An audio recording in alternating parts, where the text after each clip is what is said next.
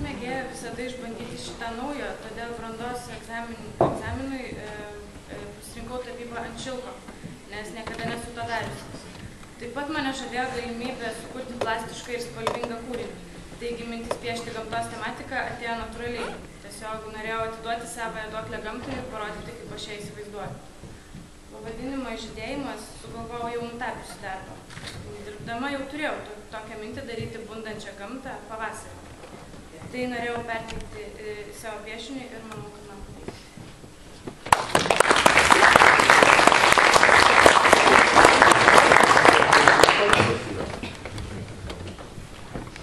Per kiek laiko padaryti? Dirbau šiaip nelabai ilgai, kaip baigiamajam darbui kažkur savaitę. Spėris. Tai, na ir ką paskiau galvojate toliau šitokio patiko šitą? Labai patiko daryti ir aš tikiuosi, kad ateityje dar bus galimybė ir laiko. Ir didesnius, ir įvairesnius. Taip, aš tikiuosi dizainą. Kodėl pasirinkai būtent tokį eksponavimo būdą? Labai originalus. Todėl, čia pavadelis.